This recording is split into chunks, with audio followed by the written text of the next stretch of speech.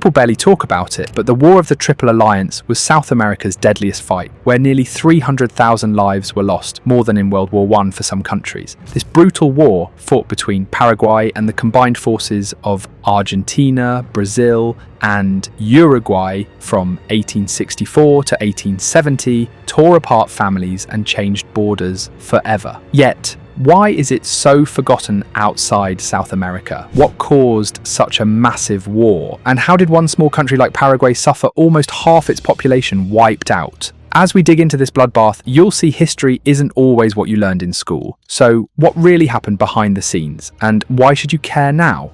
Let's see. From the very moment Brazil broke away from the Portuguese Empire in 1822, it started clashing with its neighbours. The countries around it, like Argentina, Uruguay, and Paraguay, were also new and fresh out of Spanish rule. This wasn't really shocking though. Before independence, Spain and Portugal had been fighting for control in Latin America for years, using the people and land like chess pieces. Both empires threw in tons of money and power just to stay on top. But here's the twist. When those colonial chains were finally broken, the new nations didn't exactly hold hands and celebrate. Instead of working together, they went their own way, each one chasing power, land, and money. This lack of unity planted seeds of mistrust all over the region, and soon, small arguments started turning into bigger problems. Those problems really took off when a giant chunk of old Spanish land, the viceroyalty of Rio de la Plata, fell apart in the 1810s. That's when Argentina, Uruguay, and Paraguay all became independent. Right after that, they jumped straight into messy border fights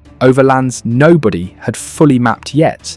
These border areas were confusing, wild, and full of tension, perfect for conflict. And Brazil, it wasn't going to sit back. Seeing a chance to grow its power, Brazil stepped in and officially recognized Paraguay as a country in 1844. But this move ticked off Argentina, which still saw Paraguay as part of its old territory. That's how things got messy fast. Speaking of messy, Paraguay's new leaders didn't waste time either. After gaining freedom, they went back to an old fight that had been sitting on the shelf for decades. It was all about a river. Should the border be the Upper River or the Branco River? Brazil and Paraguay couldn't agree, and this disagreement would only add fuel to the fire that was already heating up the region. So Brazil was trying to use Paraguay like a shield to keep Argentina away. But Paraguay wasn't playing nice. They kept pushing for more land and made it really hard for Brazil to use the Paraguay River for their ships. On top of that, things got even crazier because Uruguay was a total mess inside. The country was split between two big groups, the Colorados and the Blancos. Brazil had already stepped into Uruguay's problems a couple of times by 1855, but in 1863 they jumped back in when the Colorados fought against the ruling Blancos, who were buddies with Paraguay then. Brazil wasn't having any of this drama. They got fed up with Uruguay's constant fighting and told the Blanco government straight up, either you look out for Brazil's interests, or we're coming in. The Blancos said no way. So Brazil sent their warships and crushed Uruguay's tiny navy. Then, in October 1864, Brazilian troops marched right across the border, kicking off a whole new chapter of this tangled war. Brazil thought it could quickly fix the Uruguay situation and avoid trouble with Paraguay, but that idea crashed fast. On November 13th, 1864, Paraguayan Marines boarded a Brazilian ship called Marquês de Olinda near their capital, Asunción. A month later, on December 13th, Paraguay officially declared war on Brazil, and behind all this chaos was one bold man, Paraguayan President Francisco Solano López. López had big dreams. He wanted to be the Napoleon of South America.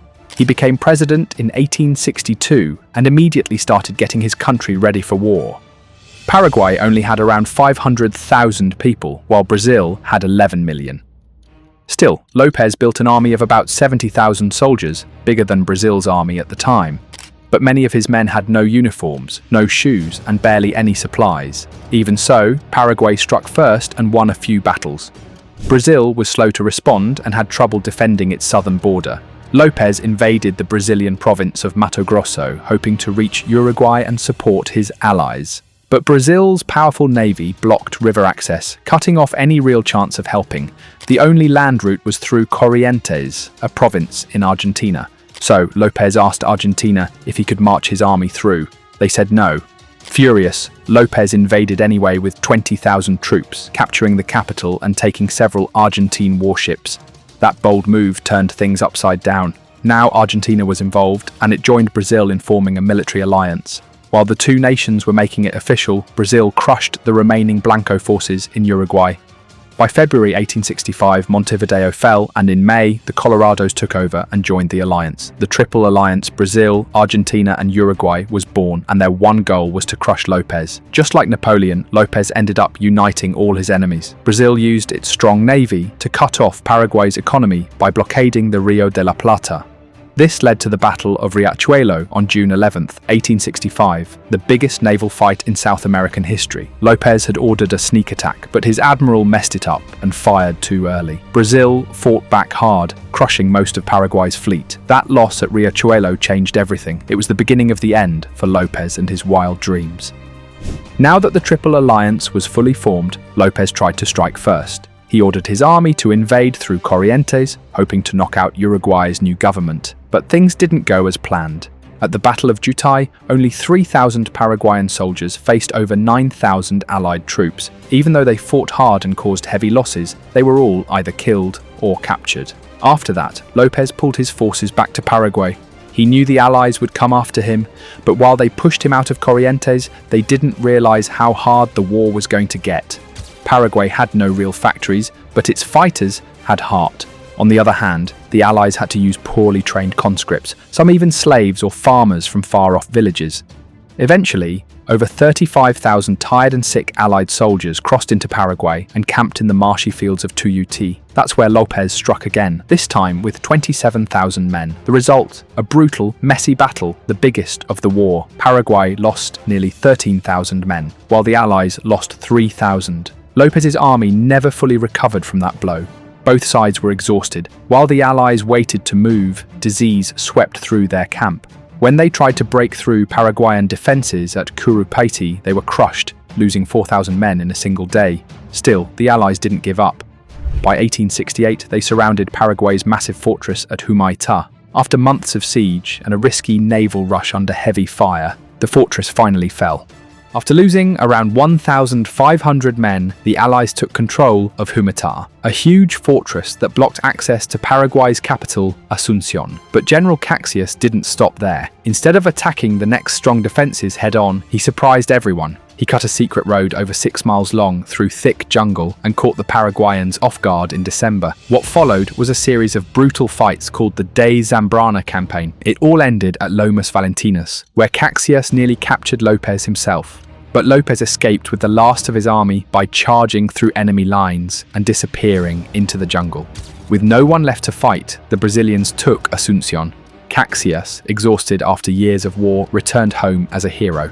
Meanwhile, the Allies looted the capital, burned it down, and destroyed much of Paraguay's infrastructure. López didn't give up. He led a bloody guerrilla war, even burning his own villages and killing deserters. It finally ended on March 1st, 1870, when he was found by Brazilian troops. Refusing to surrender, he shouted, "I die with my nation," and was killed. The war left Paraguay shattered, losing over 60% of its people and huge chunks of land. Even now, the scars remain. Do you think Francisco Solano López was a foolish warlord or a fearless patriot who refused to bow down? Drop your thoughts in the comments below. See you in our next video. Until then, take care and thanks for watching.